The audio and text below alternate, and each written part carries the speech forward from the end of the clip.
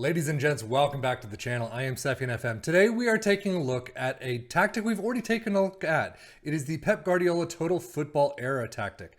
Now, what we're going to do, and this one and one more we're going to do for FM23, and then I'm going to stop until FM24 comes out, which should be next week. If it doesn't come out next week, then I'll probably continue to do some of these just to get some stuff on the channel and some content out to you guys. But basically what I'm going to do for this one, I'm going to do a Manchester City only save, and then I'm going to do a Klopp Liverpool only save next time around. And then hopefully FM24 will be here just before you know it. And we'll start getting into FM24 content. But right now, this is the Pep Guardiola Total Football Era. It is supposed to be a Pep Guardiola tactic infused with some Johan Cruyff. Now, unfortunately, I just took a look at the tactical download on the Steam Workshop, and it's no longer there. So I'm going to have to find it and see. Well, see if I can find it, and I'll link it to you if I can. But otherwise, basically what I wanted to do is usually we'll take Newcastle, Wolves, and Tottenham and see how they've done. But in this case, I'm doing only Man City, and in the next case, I'm only doing Liverpool on one of the tactics, the better tactics that we've done with them. Now, the reason I chose this one is because it is one of the better tactics that we've had with, a Manchester City or Pep Guardiola based tactic. So I wanted to see how Manchester City would do with it, and this is it. I'm not going to go through the tactic itself. I will link the original video in below. You can take a look, but this is the basic shape. You've got some in possession stuff, approach, play, pass into space, and all that. In transition, and then out of possession. Pause where you want to see it if you want to take a closer look. But again, link in the description of where I go over the tactic a little bit more in depth. But it is a balanced mentality. How did Manchester City, though, do? As you can see, second.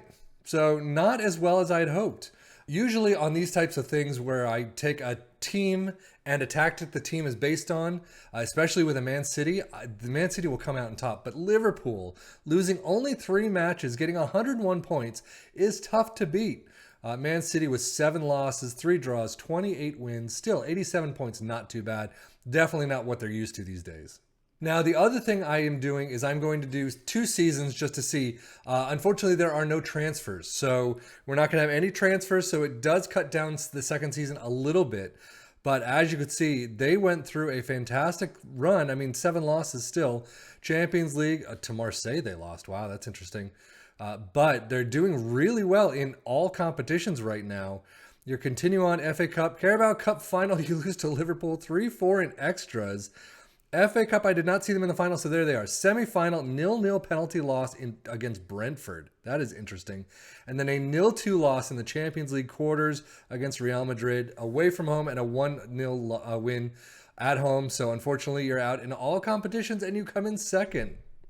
Squad-wise, this is how they look. Ederson completely on top, as you can see. But Erling Haaland with 45 goals, 25 for Julian Alvarez, Kevin De Bruyne with 18. So definitely spreading it out amongst a bunch of different players. Assist-wise, 19 for De Bruyne. Mahrez with 17.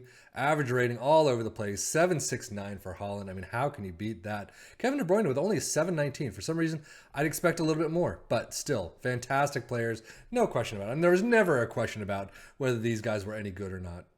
Data Hub, as you can see, very good attacking. That is the strong attacking side. Very good defensively, too. You got some strong defensive numbers. But again, you wouldn't expect much differently. Tackling percentage, passing percentage, shot percentage, or 1 ratio, I should say, percentage.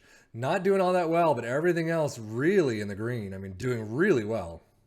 Stats-wise, this is where I expect them to shine. Most goals, 99 to Liverpool's 98. That is amazing. A few shots against there, too. Most possession. It's not a possession-based tactic or a dribbling-based tactic, apparently. You got some goalkeepers in there. Tackling one. They didn't need much defensive work, even though it was pretty good. Wow. And best pass completion, not even there. Most shots were 758. That's insane. So, and if we look at the player overview, you can see Haaland with 34. Clearly, most assists, though, Mahrez with 11, way down there. I guess De Bruyne was more in the Champions League or some of the cups. Most player of the matches, Haaland with 13, of course. And with none of the actual Premier League stats, you're not going to get a lot of these. Ederson up there, but key passes, nothing. Shots, there you go. Haaland with 162 as expected. So clearly, the first season, it didn't work nearly as well as I'd hoped it would, but let's see what happens in the second season. Well, clearly it didn't work here either. Unfortunately, I'm assuming because there's no transfers whatsoever, you can see a lot of players are trying to leave. Nothing coming in.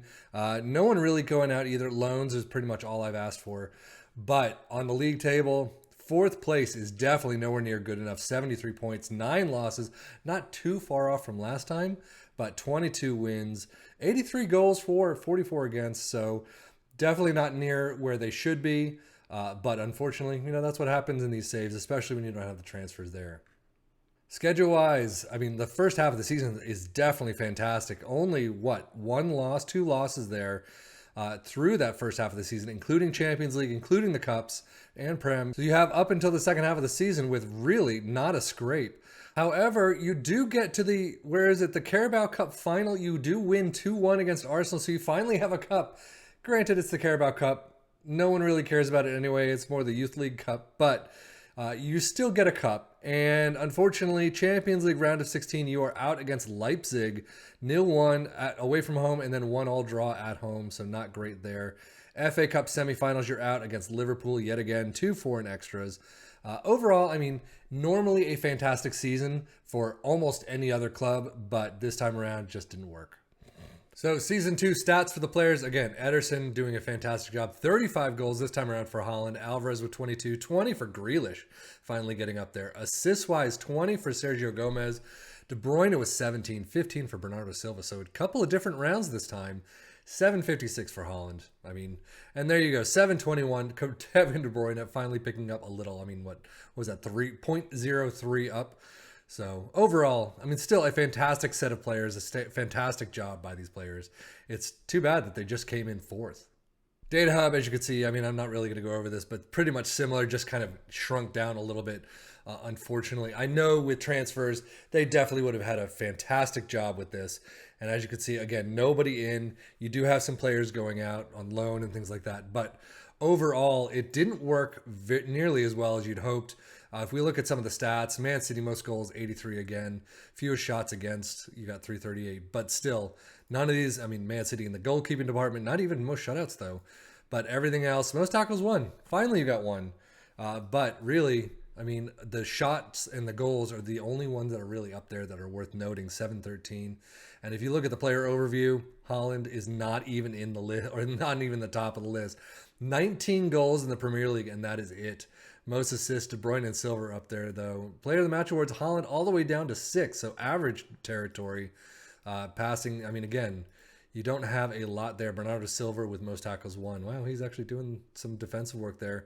Most shots, there you go, 132 for Haaland up top. But overall, I mean, sadly, if I had tried this with transfers, they might have done better. But overall, I don't think it did nearly as well as I'd hoped it would.